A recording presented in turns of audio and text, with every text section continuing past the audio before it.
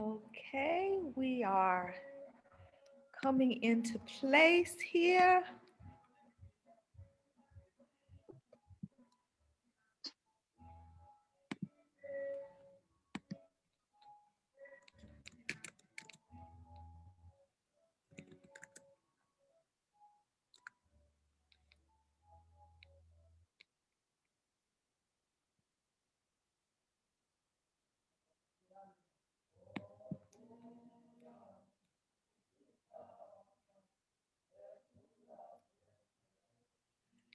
All right.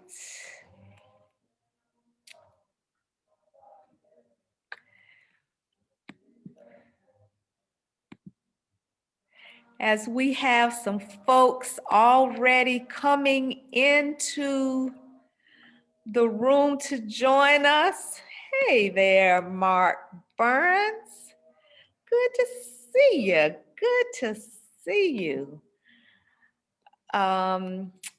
We'll just kind of wait a few minutes as some more people choose to also do the same.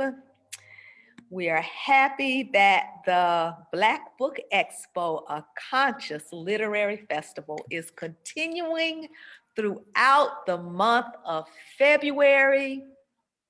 I'm excited, and I hope all of you are as well. We are talking with notable authors on Tuesday, Wednesday, Tuesday, Wednesday, Tuesday, Wednesday throughout the month. Last week, we spoke with Malefi Kete Asante. And then we spoke with Dr. Ronald Crutcher of the University of Richmond. We had a great discussion about his book, I Had No Idea You Were Black. And tonight, we have Chief Oluwo Obafemi Fayemi from the Obafemi Institute for the Divine Study of Ifa. We're going to talk about his book, The Fundamentals of Odoo, or Understanding the Fundamentals of Odoo. And of course, understanding is what it's all about. So those of you who are choosing to join, and I see that you are. Good evening, Shayla, Queen Shayla. Happy to have you here. You are in for a treat tonight. It will be celestial and earthy all at once. Huh? Come on now. Can the people expect that? I think in your book you talk about and this is an off question. And in your book, and then also just in life, balance. You know, the whole thing is about balance, right? Absolutely. So and bridging gaps. And a lot of times I see our physical humanity as a bridge between the celestial and the earth. We're Absolutely. rooted. Yep, Absolutely. we're rooted. But if we didn't have that unseen part, man, we'd be in a bad way. So that's what it's going to be about tonight. And so as more people are coming, I'm going to go ahead and begin this conversation with Chief Oluwo Obafemi Fayemi. Please join me in welcoming him. He is an internationally known Babalawo, or Father of Wisdom, and the founder of the Obafemi Institute for the Divine Study of Ifa. You can find them here on this platform, Facebook, or also go to the website and find them there, or find them right here in this conversation. Obafemi's initiation, or Obafemi, as we affectionately say. As a goddaughter, I can say Obafemi. His initiation came in 2005 in Ondo State, Nigeria. Correct. The Chief Oluwo and OIDSI work to teach about and preserve African divine sciences and traditions, as these can restore psychological balance and personal empowerment. Restore. For nearly 2 decades, Obafemi has facilitated hundreds of rituals, ceremonies, and initiations for seekers of spiritual intimacy and destiny. His service on panels, as a speaker, as a workshop facilitator, and his books have edified many while allowing him to fully embrace and experience that which his heart has chosen. So welcome all, and especially Obafemi, to the Black Book Expo, a conscious literary festival. And welcome again, Obafemi, to the Alegba Folklore Society. Yeah. Well, I tell you what, it's definitely good to be in front of you again. And boy, I wish I was at the Legba Folklore Center right now. For the first time, I believe it's warmer in Virginia than it is in Houston. So at this speaking, but thank you guys for having me, and thank you for inviting me. I definitely appreciate it. Well, thank you again so much for being with us. We appreciate you as well. So you have a new book. Yes, And yes. the new book's title is Understanding the Fundamentals of Odoo. And in the title itself, you're so insightful, you lay out the premises of Ifa: understanding, fundamentals, and Odoo. So in pondering these ideals, Baba, you have said about any concerns that might be raised that the insight is not to determine right or wrong, but the insight is to find understanding. Then, of course, fundamentals are the baseline tools towards understanding the wisdom and guidance of the Odoo. Tell us more. That's a good question. Very well put. Understanding fundamentals of Odoo. One of the things that intrigues most people when they get a reading is the oracle, the pattern, what comes down. You know, people think it's like a tarot card or, you know, some bones or tea leaves.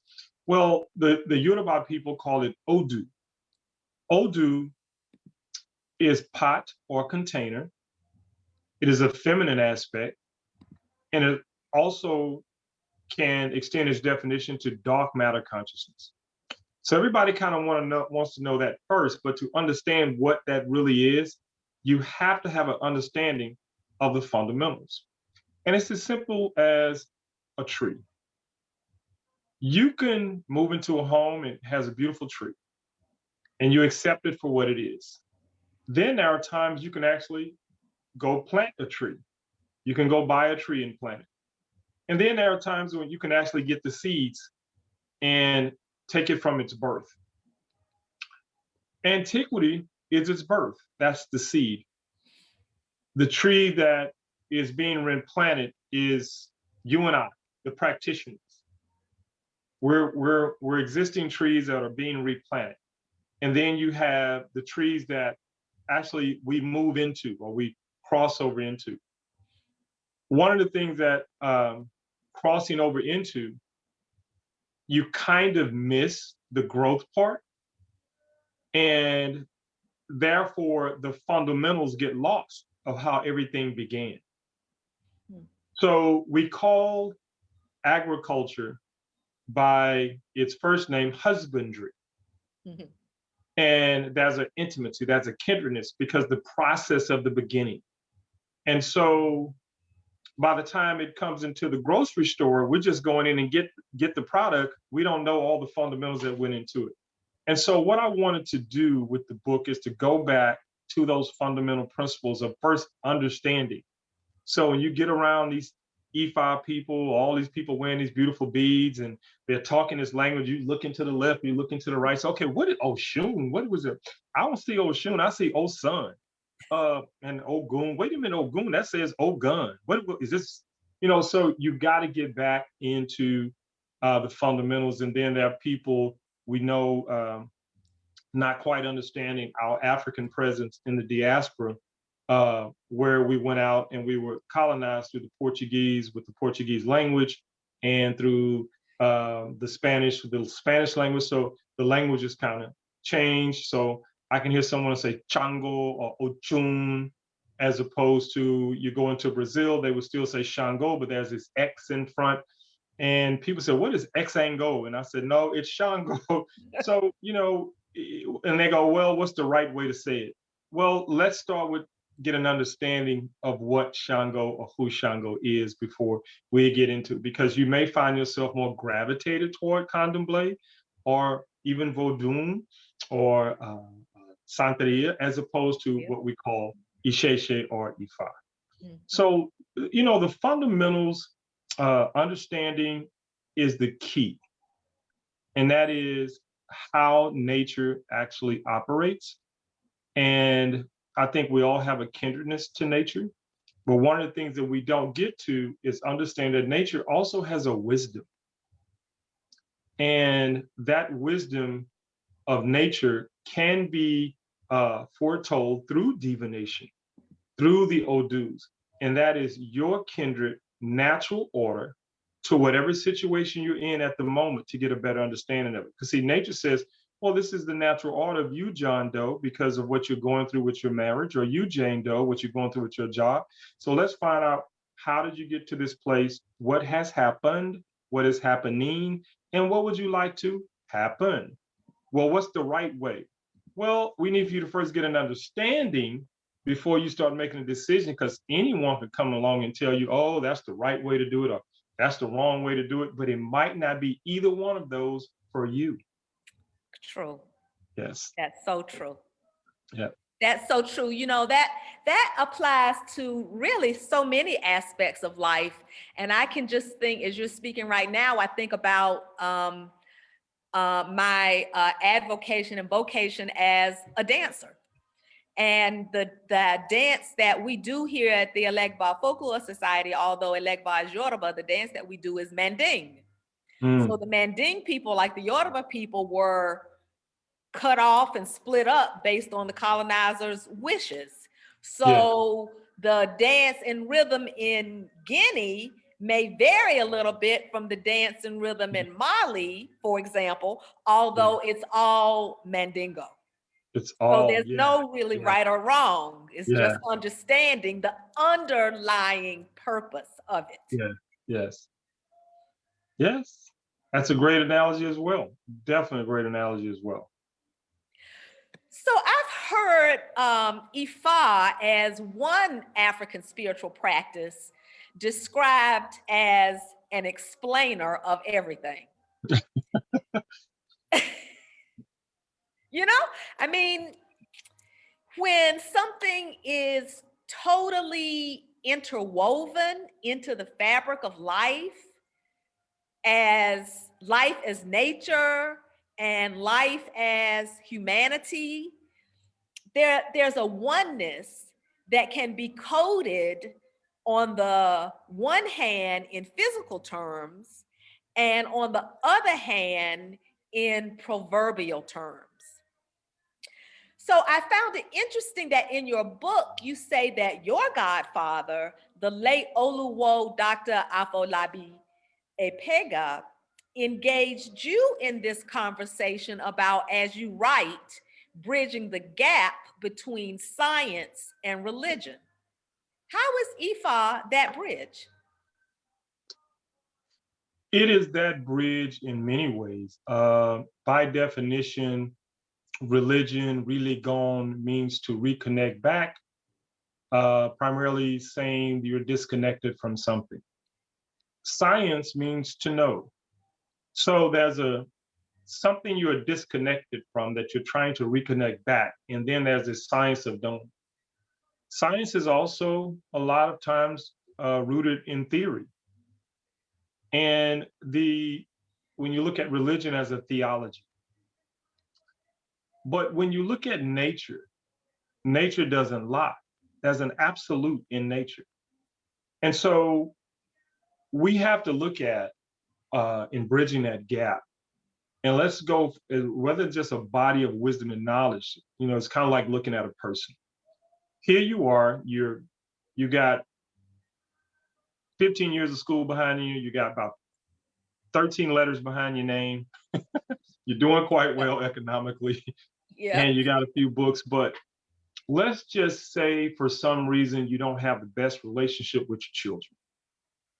You come for a reading, and the primary thing you're looking for is to, I want to know if this new position at this new university, I may even get tenure. So I want to know if this is the right choice for me.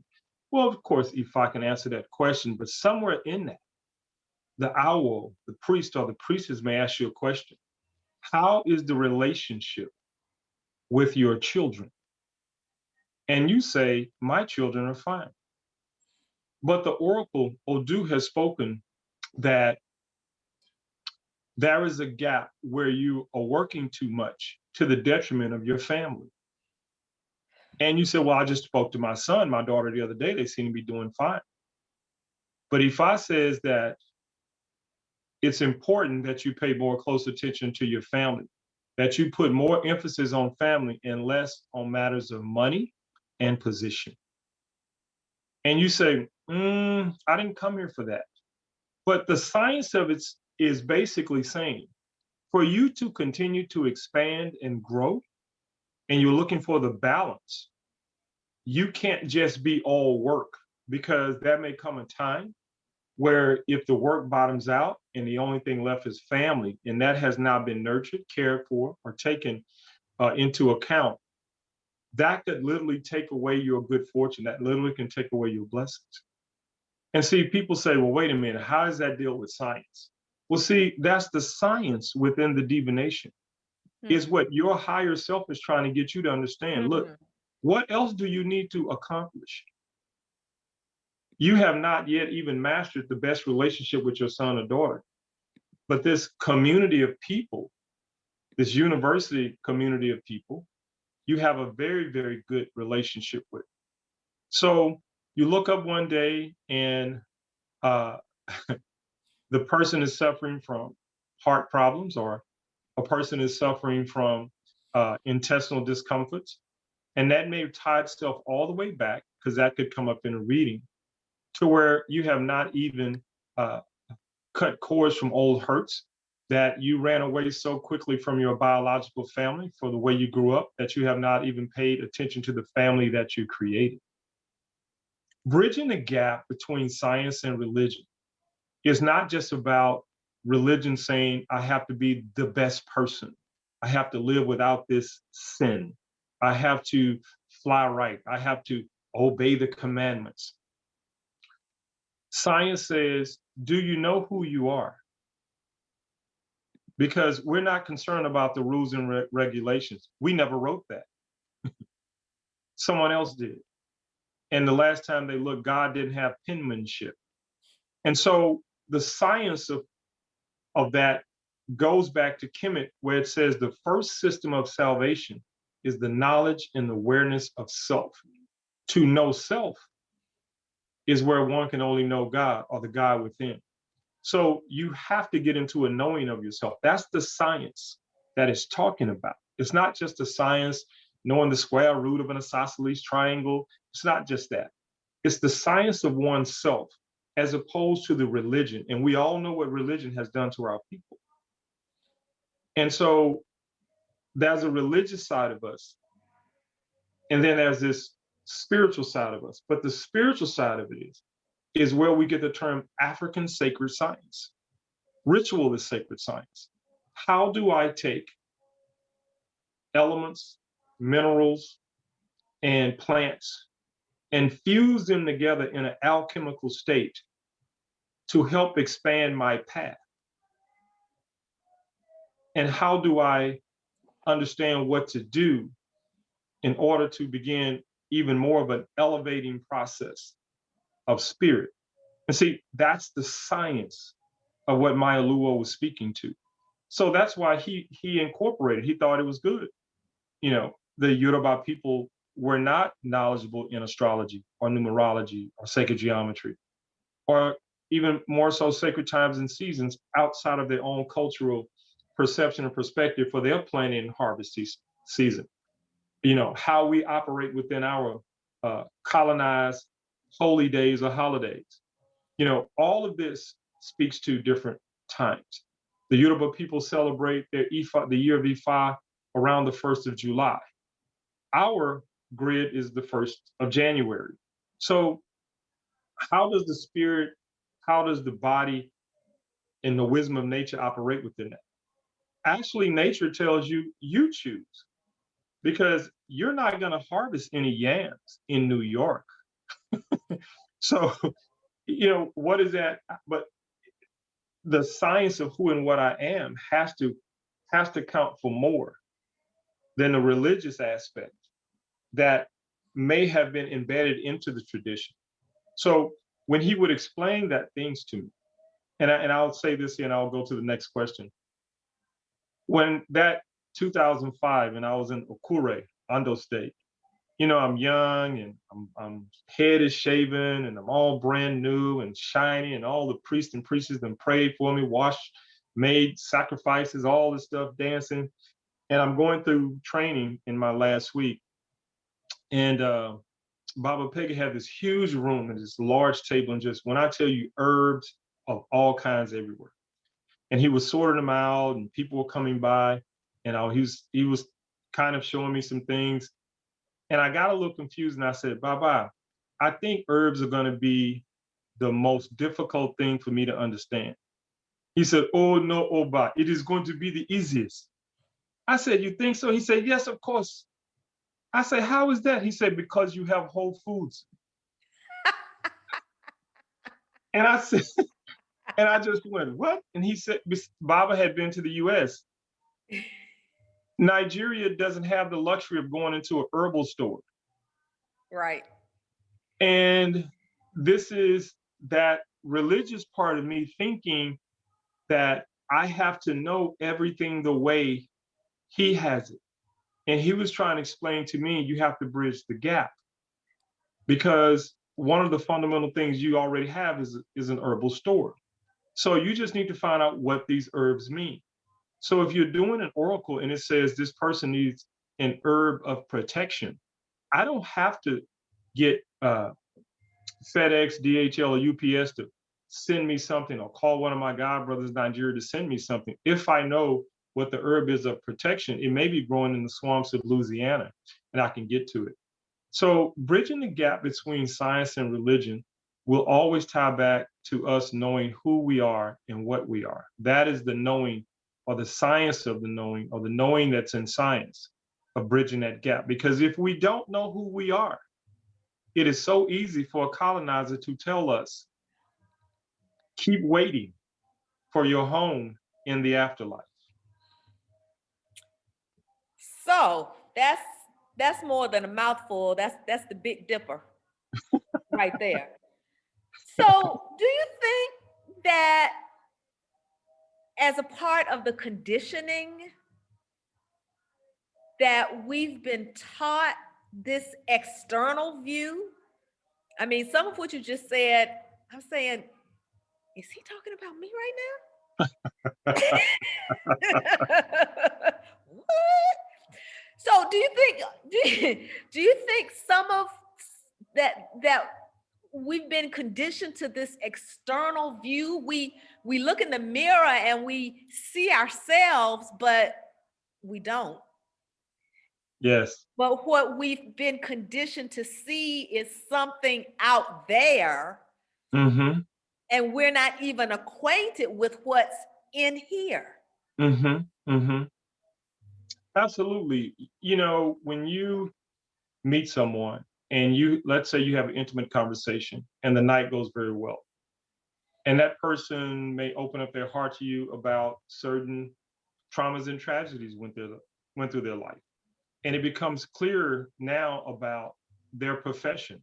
It becomes clear now about what little you know about them and their job, their craft, their marriage. So whatever you've been noticing on the outside, you just heard it from the horse's mouth. And one of the things you say, you know what, my friend, I see you. Mm-hmm, mm-hmm. I see you. Because I whatever I see thought I you. saw, per this intimate conversation, I now see you. And see, that's the thing. When we train priests, uh, we have a lot of tenets. And the first tenet is you have to have the ability to see things unseen to others. And the second tenet is you have to step out of judgment because you can't see in judgment. So when people say, "Oh, Baba Femi, I heard some people made some cracks about you online. What do you think?" I say, "Wow, man, I got to be honest with you. I don't know because I'm a very busy person. But who has ever taken the time out and got home from their hard day of work and took the time away from their family or doing what they love to do to go to a computer and write a comment about me in a negative way?" I got to be honest, man. I'm not overly upset, but as we all know, you and I both, if you're not ready for criticism, you're not ready for success. And so That. I think knowing people's backstory often gives me a little sense of that. And so uh, helping people to have the strength and courage to pick up their own mirror and see themselves is very, very important because African spirituality, the external magic and power, and oh, I'm gonna take care of my enemy, and I'm gonna turn this one into a frog, and I'm gonna make this one forget they ever saw me, and oh, I'm gonna try to get their clothing and bury it in the backyard. So that is not about spiritual elevation. No. That is some other stuff. And so what happens is that's the external. And a lot of people come to indigenous spiritual systems for that. Yes, The the other indigenous side. spiritual system, indigenous spirit has always been about the elevation of self to be a part of elevating the community or the society or the village. What's your role? What's your part? Who you be? Where you come from? Who your people? It was never about, when you come in, so you want to learn how to turn somebody into a goat. That's not that. Yeah. Or bring bad luck into their lives Hmm. because Hmm. I'm having some kind of issue. So Right. I'm gonna use my power and show you something. That's it. And boy, that's the other side of it. It's the dark side. I think that's what scares a lot of our people. But at the same time, everything in its true definition is rooted in you developing that intimacy with your higher self, your ancestors, and most importantly, do you have a clue of your purpose, your plan, your goal, your dreams, your objectives? And along the way, being challenged, but also mastering what happened possibly 6 years old or 13 years old with that uncle who did things and no one was there. How do you get past that? And then how do you master that and how you become a teacher of it to where it doesn't take you out? And see, that's part where, and I know Dr. Abimbola, he didn't touch on that part, but that's what I look at how Ifa can mend a broken world, especially our people. How Mm-hmm. can we mend our broken world? Because we all know, we don't talk much about it, we have done some things to each other. Wherever it came from in our colonizing or our thought process, we've done things to each other.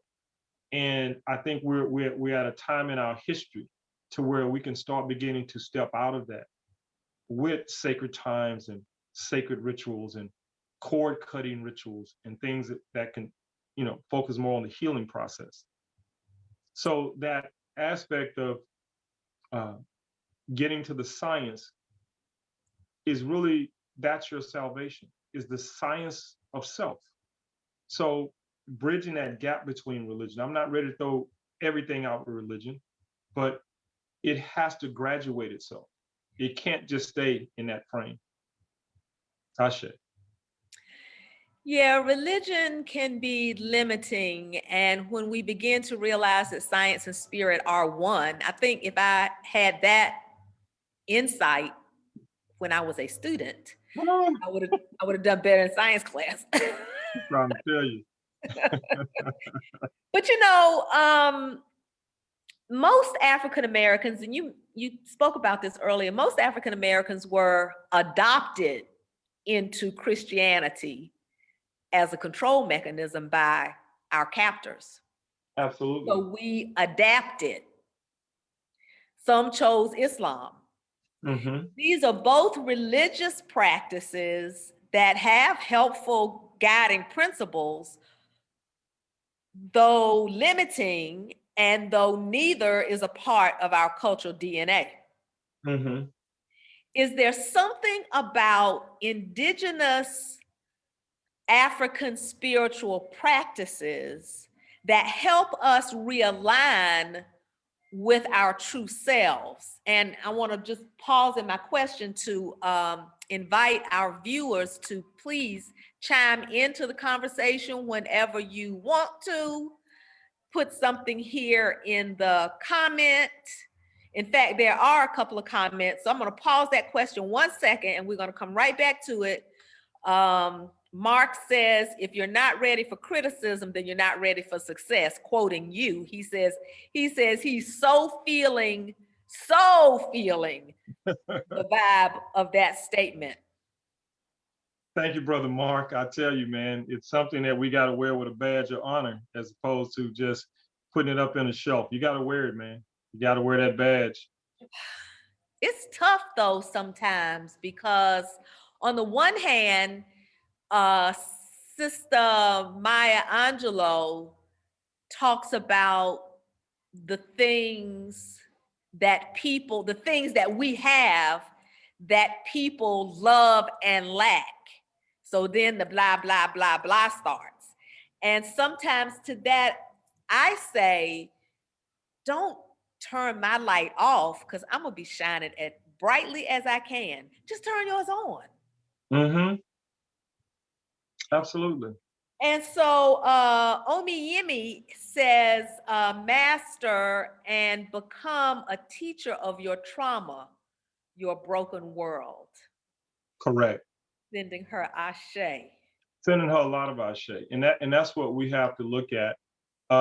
If she reaches out to me on email, I have a nice video. She may have seen it before, but it tells a great story in one of the Pacific Islander cultures. If they break a bowl, they put it back together. But when they put it back together, they line it with gold paint as symbolic of that something broken being put back together even more beautiful. And that's the thing that we have to look for. So when people, somehow got this impression that I may be without flaw, I said, I embrace all my failures, flaws, and shortcomings because it's a part of who I am. Of course, what I do today, I didn't do 30, 40 years ago, but I'm also hoping in 5 years, I'm not doing the same thing I'm doing today. It has to be this elevation because every level requires a new you. And I think the Bible once said you can't put new wine in the old wineskin unless the wineskin breaks. So we're constantly going through these cycles of life. Deepak Chopra writes, and some other the scientists will write how the organs, the liver you had 7 years ago is not the liver you had today. But at the same time, if you're holding on to old anger, the liver will degenerate and become diseased. And this is the thing that when I look at the health problems of our people and what we're still holding on to, and it's disheartening, but at the same time, we hold on to so much of this emotional crap, crud, garbage, sewage, and stuff that whether it's family, community, the government, has put upon us, or even someone we thought we were going to spend the rest of our life with at one point. We're still holding on to those things. those are also the things that can assist in our transition, even way before it's destined to be so. And so it's really, really important to understand how we master. We first got to identify, is this a hurt? Is this something traumatic? You don't need approval for someone else to determine it. If you know the definition of the word, your trauma may have been what happened in the third grade when someone group of people chase you home. Why you don't do group dynamics and at this time. So once we understand that, now we have to master it. We have to say, you know what? It wasn't a mistake. I understood why it happened. So it's no longer a mistake, it's a lesson. And I think that's how we need to move, not only as a people, but as definitely as a person. And in African spirituality, people would not think that it doesn't play a role in that, but it absolutely does. It has always been, it's designed to do so. It's about understanding, what you go through. And that's why you have all these proverbs and all these cultures and all these languages and societies throughout West Africa, East Africa, South Africa. We read something, say, oh, where did that come from? That came from, out of this system in South Africa. This came out of the Sangoma priest tradition. Or you go into, I was in Tanzania and we were talking with some people and they brought up some things that how they do with harvesting. I was like, whoa. And they call it, oh, it's the times of Kilimanjaro. And I was like, oh, this is deep. But also in the West. And so, we have this synchronicity of the continent that flows in our blood. It's already in your DNA. Question is, how do you activate it? One of the things that activate it is something that you got to take out. It's like, first of all, let's get rid of the petty gene. Let's throw out that petty genetic deficiency somehow we've acquired somewhere. I don't know, it's before, during the wars, trades, but if we can throw that out and just, okay. We cherish it like a gem, it seems. And sometimes I think it's just to cover our own insecurity. That's it. One of the ways that self-hate projects outwardly. Mm-hmm. And the worst thing you have is that friend who agrees with everything. This ally, your homie, and they're not helping you one bit.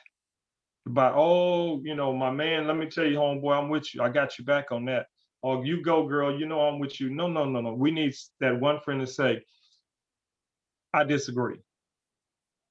I think you're being stupid.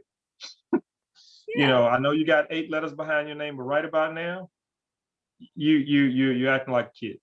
We need that person in our life. So in a way, some of this takes us back to these European religions that we have again adapted, because that's what we had. Mm-hmm. Unlike in the Caribbean and Brazil, for example,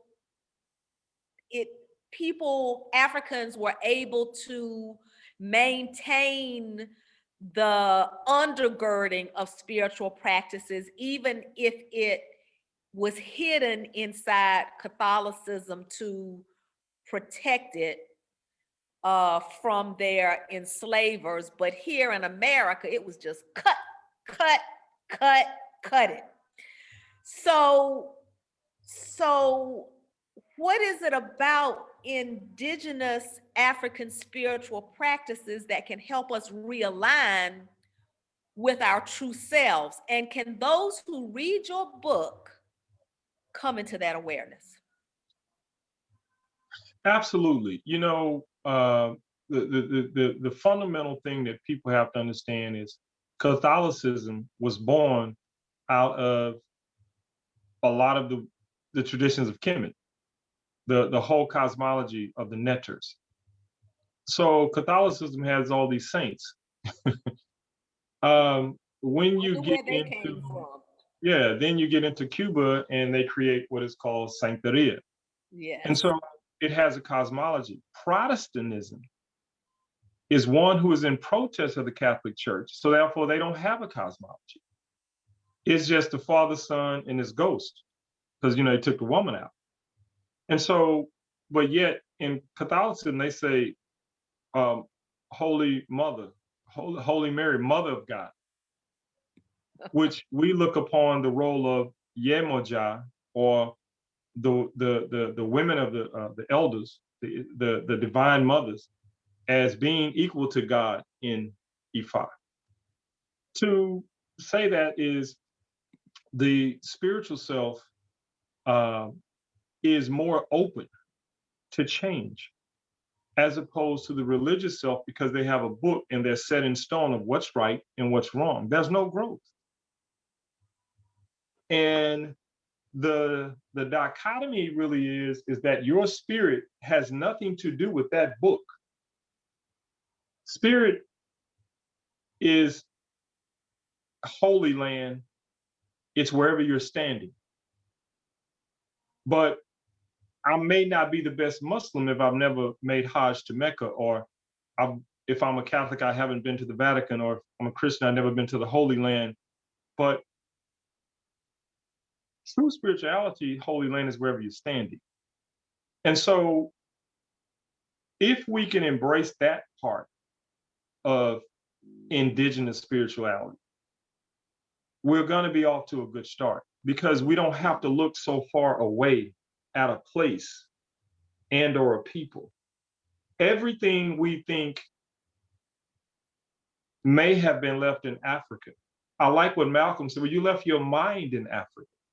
So you didn't need to bring the pyramids on the boat. You didn't need to bring everything on the boat. You had it right here. So it's still in the DNA. And here. Yeah, it's right here. And that ain't going nowhere. So the thing of it is that let's not suppress it. So if I had any message, as I told, my Christian clients, my message to the church is, if you could just be open to what you were before our ancestors were put on boats. I'm not saying you shouldn't go back to the church. I'm not even saying let's close it. I'm just saying you should be open, because at least at that point, you can honestly say, I'm a spiritual person because I'm open. I'm going to step out of this right and wrong, and I'm going to be open. And so at that process, a healing can begin, to where you might even take something from that back to the church and start holding them a little bit more accountable, rather than the right versus the wrong, and so on and so on. I hope I answered your question. No, it's good stuff. It's good stuff, because we really spend a lot of time everywhere except right here, right now. And if we practiced present awareness more so, instead of commiserating about what happened before, worried about what's going to happen next, then all of that extraneous stuff can go away, and we can be open. Yes. Right now. Yes. And most importantly, quit being afraid of something that ain't even happened yet.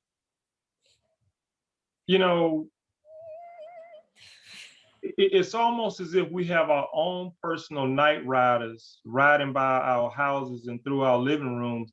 We're afraid of something that's not even happened yet.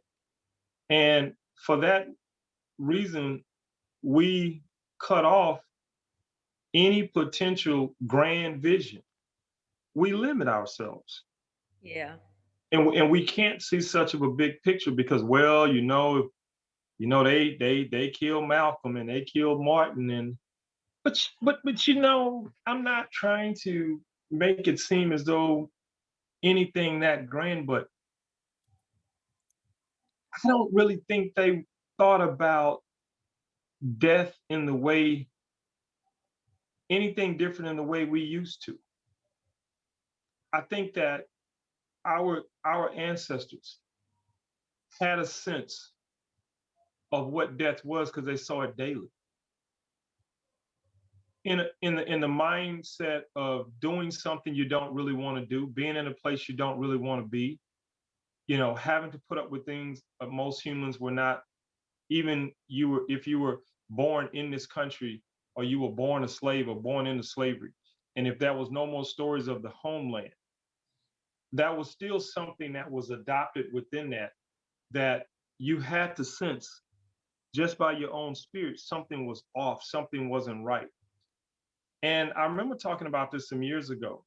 And one guy said, I just find that hard to believe. I think we were, and I think he was just angry, that he felt like a lot of the slaves, they just sold out and didn't fight back. And I told him, I said, then you have no reason to celebrate your existence. Hmm. And if you stay in angry, it's going to eat you like a cancer. Of course, we can all look back at a movie and say, oh, I'd have punched that dude, I'd have punched that master. But that was something that was in them that I have to believe outside of, I do want to live, but I know this isn't right. And this is what made it so difficult. But the fact that you are here now and you won't be open to what was taken away from them. And that's the thing that I've shared with even my African brothers and sisters who are now big Christians. And as I told one of them, I have no problem celebrating the spirituality of and I did this, of our ancestors. And I remember one of the young ladies said, but you do know it's witchcraft because of all the blood. And I said, are you talking about communion? Or are you talking about a chicken? And Okay. she said, but the communion is not blood, but you're drinking symbolically his blood. Now that's some cannibalism. I'm just dealing with the chicken. And see, that's the thing that I'm saying. If we can just be open about what was, we don't have to, of course, we don't agree with it by any means, but at the same time, there has to be an openness of what was taken from them. Because normally in Black history, we're so focused on who invented what, or Dr. King's speech, or the first this and the first that.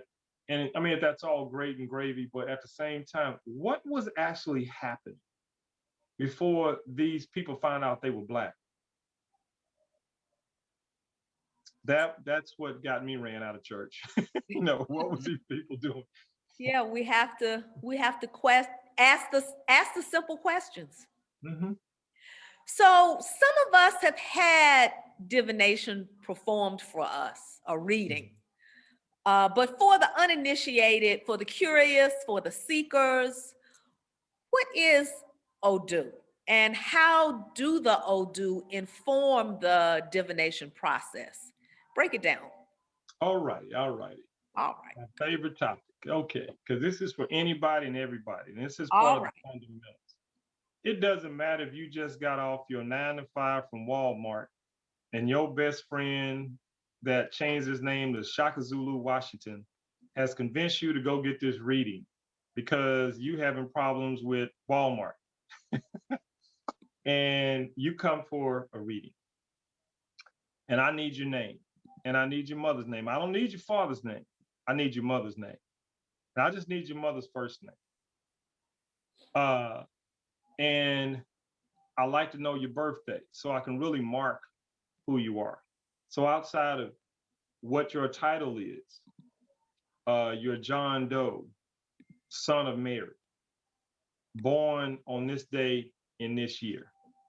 And when I get that information and I go through the process of invoking your higher self, your spirit guides, what is your Orishas, even if I don't know them, you have them. And I invoked Ifa, which is Ifa is the wisdom of nature. I invoke what is called Ori Apere, which is the Yoruba term of your higher self. All this comes into the divination process of me uh, asking Odoo to bring forth those oracles, those patterns, those Odoos that are governing your experience in the moment. So it's going to tell me a little bit about what has happened. It's going to tell me a little bit about what is happening, and it's going to tell me something about uh, what could possibly be more than likely going to happen. And so this process, Odoo, is there's 256 oracles. Primarily, there's really only 16. Let me break that down some more. There's really only 16 Odoos or 16 oracles.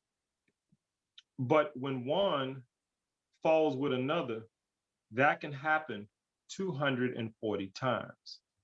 So the first 16 are we call the 16 children of Orunmila. Orunmila would be our Mohammed. Orunmila would be our Jesus. It would be our Abraham. But Orunmila is not a person. Orunmila is the spirit of destiny. Or we say Orun, which means heaven, or heaven knows destiny. So when you see the practitioners carry a bracelet that is called an E-Day, that symbolizes the mystery of what once was. What was the mystery? The mystery was my Odoo, my purpose, because Odoo gives us the information to get you a better understanding or sense of your purpose, even now, a little bit was, a little bit now, and a little bit what about to come. Odoo is 256 oracles, primarily 16, with the fusion of the other 240, and it's basically going to have an explanation. It can govern your career, work, job, craft, your personal life, marriage, your dating process, your relationship with your children if you have them, your relationship with your parents if they're playing a role. It can go into legal matters if you're dealing with anything of the court or just some tickets. It can deal with explaining about certain problems with your vehicle. It really depends on who you are and where you are right now at that moment in your life. What Odoo comes down in a good reading is probably 80% of what you already know. But what the reading does, it gives you more insight, more clarity, and more focus to make a better decision and choice. We often say the person who comes for the reading is at a crossroads, which is Ilegba, Eshu. Eshu is the Orisha that lives at the back of your head. In Yoruba, they call it Ogonwani, which means the divine force that lives at the back of the profound head. It governs your doubts, your fears, your insecurities. And if you've gotten to the crossroads, should I take the job at Walmart that's going to pay me 16 an hour? Or should I take the job at Target that's going to pay me 15 an hour, but Target is closer and the hours are better, but I'm going to make less money? I don't know what to do. Ifa will tell you, because either way, the sacrifice, if it says Walmart, the sacrifice is I'm gonna make more, but I'm gonna have funky hours and I gotta drive. Or Target, I'm gonna make less money, I live closer, but I really may not be able to get the things I want in the time that I have. So Ifa helps you with that decision. And see, that's an aspect of, are you going forward or are you going backwards? And do you want to go forward or do you want to go backwards? And so the divination process, Odoo, what she tells you is coming from, again, your higher self, your ancestors, your spirit guides are all speaking to you because they've been speaking to you prior to the reading. Dreams, epiphanies, deja vus. Your grandmama told you, you know, other folks been telling you, and so on and so on. So now you got this confirmation. And that's what a good reading is about. So now, Sister Jawanda wants to know if there is a type of ritual that rids one of pettiness and insecurity. And she also wants to know, how does one surround protection over family and loved ones? So that's two big questions. You know, I don't even know Sister Jawanda, but she's asking that question. She's going real deep in the paint. Uh, there are rituals of grief. There are rituals of forgiveness. They involve herbs. One even involves praying with a pigeon. And when you get through praying with the pigeon, you touch your head, you touch your heart, you touch your stomach, and you release the pigeon. Pigeons represent returning love and security back to the home. Wherever you have humans, you have pigeons. If human beings were able to drink at a Starbucks in Antarctica, the pigeons would come there and sit with you. Not no cardinals, not no blue jays, not no eagles, not no vultures, but pigeons. They're also messenger birds. And so it's important to understand the science of ritual. There are certain herbs that are specific for forgiveness. There are certain herbs that are specific for grief. There are certain herbs that to help one let go of things. But you also have to know, I can do the ritual, but you may still need to make the sacrifice. That's like saying, I can do a ritual to get you a job, but you still got to go put in an application. Yep. Yep. So tell her to reach out to me. We go into a little in depth because there's some incantations and some invocations that come along with those rituals, but the rituals are there. The rituals are there. So in the book, Understanding the Fundamentals of Odoo, I see their illustrations. We've shared a couple here tonight, and pages for readers to make notes. That's very thoughtful. Yes. So it makes it like a manual. It is actually part of a workbook. And you know, when our part of the book say, well, who's this book for? The book is for anyone looking to become a practitioner, anyone who wants to understand what the practice is. And most importantly, should you ever get a reading, that person is going to give you an Odoo or an oracle. And let's say, because I only have 16 in the book, which are the 16, it's only 16. Let's say you come and you get the oracle comes down and it is Osa Irosu. Well, Osa Irosu is not in the book, but Osa is in the book and Irosu is in the book. So a little bit of the two combining can give you an insight of what the priest, the diviner, is saying to you. So if you write that down or you record it and you go home and you go to the book and you, okay, he said this or she said that, I remember that. It kind of gives you some insight. Now, the Odoo Osarosu has its own meaning. It speaks of peace and money as essential ingredients for success and happiness. It also says the ritual comes with that is a little bit of palm oil and shea butter and some dried fish. Now, that's not in the book, but that's one of the stories of Osarosu. But the fundamental part is for you to understand first Osa and then Irosu. Which one sits in, why does Osa sits in the west and Irosu sits in the east? Those are the fundamentals of understanding. So, Barbara, word on the street is if somebody buys your book, there's a reading that can be attached to that purchase? I tell you what, if I come to Richmond and I do a book signing, which I'm planning on doing in March, if you buy that book, because the book is the price of a reading. So my gift to them for supporting me, I can at least take half of the book price, half of the price of the reading off. So you get your reading, you get to know your orishas, your spirit guides, and a little bit of everything. So I think that's a good deal. Well, and you got your workbook for life. I think that's a good deal too. Every time we talk, and usually, unless we are around the divination table, there are a bunch of people also talking, but I always learn so much, as I'm sure that those who are with us here tonight have also learned. I want people to know that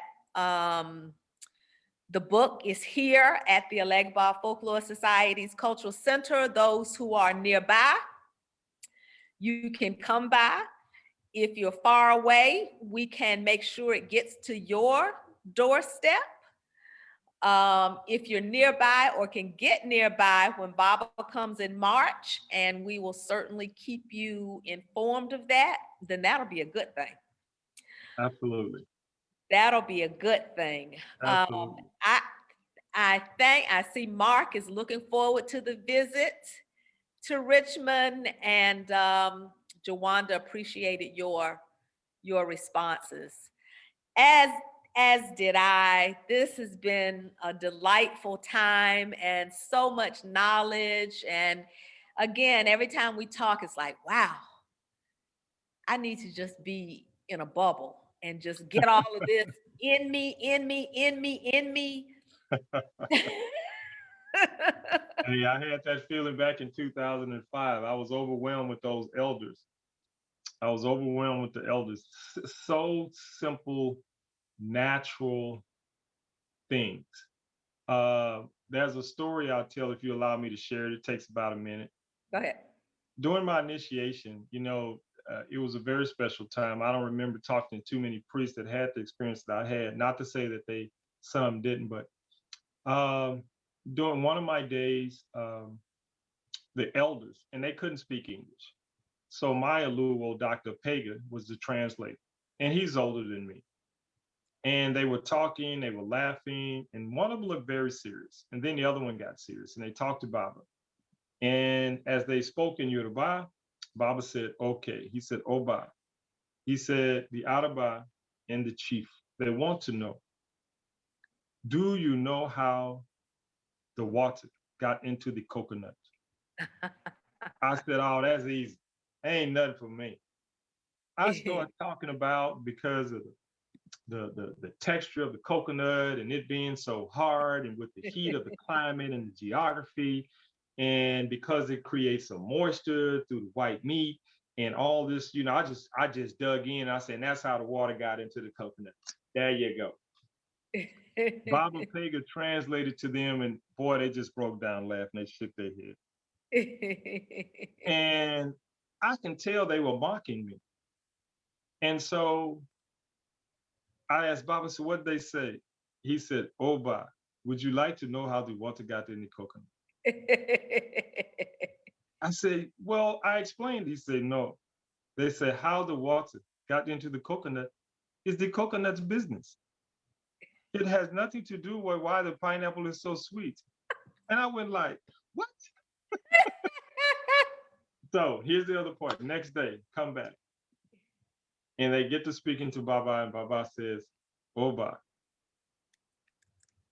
The elder chief says, they have the spiritual technology, the herbs, the ritual for you to be able to walk through the wall. Would you like to have that knowledge and information to walk through the wall? And I thought about it. I said, you're not going to get me again. And I said, tell them that if I have Ifa and there's a door, then I do not need to walk through the wall. He told them that. They got up, they started dancing and singing and going on. And I said, did I get it right? He said, absolutely. Because that is the wisdom of nature. Sure, we can give you something to do this and to do that. It sounds so magical. But why did you need to do it? What is the purpose? And so for me to be able to walk, because I even explained to one friend of mine, he said, oh, I walk into the bank, take their money, they wouldn't even see me. Why would you need to steal? Are you starving? Right. Simple things like that. Yeah. That's what I love most about Ifa, the simplicity of The nature. simplicity, because the Mm-hmm. simplest things are the most powerful. Mm-hmm. Whether it's out of the mouth of an elder or even the children born into the tradition. This is where I get angry about being stolen away. Yes. Because it's a robbing of my birthright. And then you want to make me think about all these other things that don't have anything to do with my birthright. And then you want to try to devalue and disavow when I want to bring those aspects of birthright back in. We're just in a conundrum. but we're going to find the clarity Ashe. this Ashe. way. Ashe. Beautiful. Thank you so much. Adupwe Pupo. Multiple. Ashe. Thank you so much. I really enjoyed it. Can't wait to meet all the people that tuned in. Looking forward to it. I'll sign the book for you, and we'll get you a discount on the reading. Well, And I think that's a deal. that's the deal. Tell Jawanda we'll talk more about that ritual. Absolutely. Absolutely. So everybody, please join me in showing your appreciation for Chief Oluwo Obafemi Fayemi of the Obafemi Institute for the Divine Study of Ifa. Once again, you can find him on this platform here on Facebook and get connected that way. You can get connected when he comes to Richmond if you're in this area. We are certainly happy to make that happen. The book, Understanding the Fundamentals of Odoo,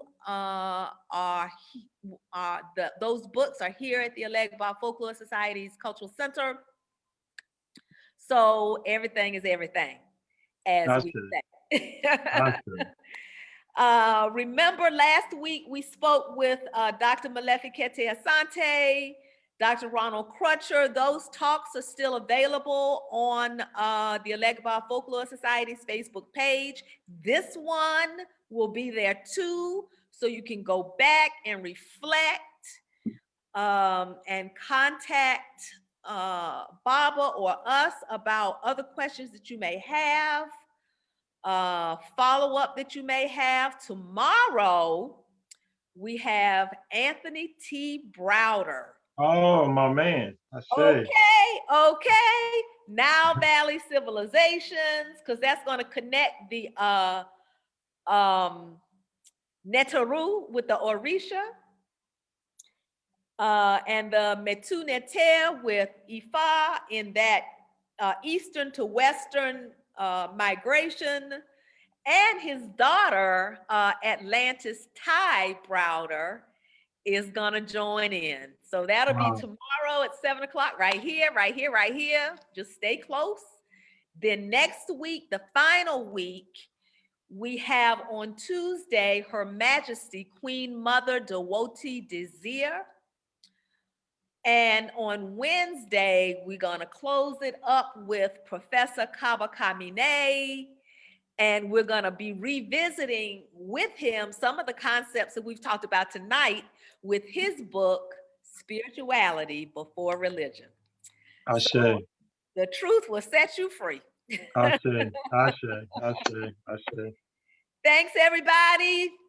We're going to call it a night, and we'll see you next time. All righty. Odabo. Odabo.